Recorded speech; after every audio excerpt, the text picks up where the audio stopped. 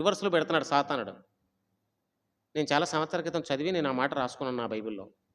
అప్పుడు సాతానుడు అతని దగ్గర ఉన్నది అన్నీ తీసేయి దేవుడు నిన్ను దేవా నీ ముఖం మీద అతడు నిన్ను దూషిస్తాడు అని ఛాలెంజ్ చేశాడు.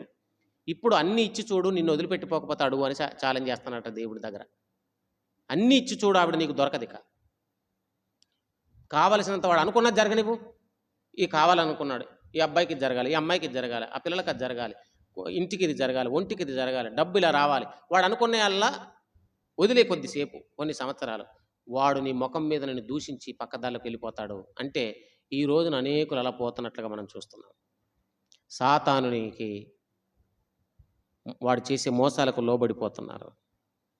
అందులో ధనం ప్రాముఖ్యమైంది. అందులో పేరు చాలా ప్రాముఖ్యమైంది. అందులో సుఖ సౌఖ్యాలు ప్రాముఖ్యమైనవి.